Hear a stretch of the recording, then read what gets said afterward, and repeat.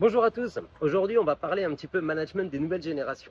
Alors déjà pour comprendre ce management de nos nouvelles générations, on va faire un petit point sur les crises, les ruptures qu'il y a eu sur ces dernières années. La première crise et la première rupture, elle est très simple, c'est l'arrivée d'Internet dans les années 2000 qui va modifier l'ensemble de nos comportements et l'utilisation de cet outil va vraiment changer l'appréhension qu'on a de la vie. On a ensuite une deuxième rupture, c'est l'arrivée de l'ère social média, c'est-à-dire tous les réseaux digitaux qui vont, au fur et à mesure du temps, par l'arrivée d'un bouton like, par l'arrivée du...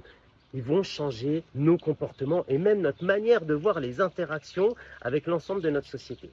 En 2020, on a le Covid. Alors là, pour le coup, premier truc qui arrive qu'on ne connaît pas, on essaye de guerroyer contre le Covid et ça va créer en effet une crise réellement au niveau relationnel, au niveau social et même au niveau de l'entreprise. D'ailleurs, en 2024, on le sait, c'est une année compliquée économiquement parlant, à nouveau une rupture qui complexifie les choses. Alors, que faire? Quelles sont les solutions? Eh bien déjà, le premier, c'est de comprendre qu'il y a un vrai changement, un changement dans les attentes sur ces nouvelles générations. Il y a eu une perte de repères sur ce qu'on a pu nous leur amener, les anciens, et dans l'éducation qu'on leur a apportée. Donc du coup, s'il y a une perte de repères, ce qu'on va faire, on va leur apporter un cadre. Et ce cadre-là, on va tout simplement l'incrémenter de règles, de sanctions, d'objectifs et de valeurs.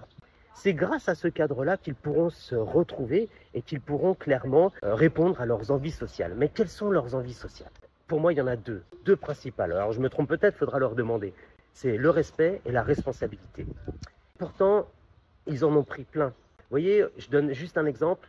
Quand j'étais plus jeune, moi, j'étais devant des jeux vidéo qui n'apportaient rien.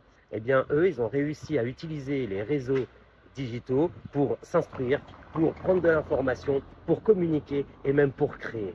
Ils en prennent des responsabilités. À nous de leur faire confiance. Pour créer cette confiance-là, je pense qu'il y a un point à vraiment prendre en considération, c'est l'adaptabilité.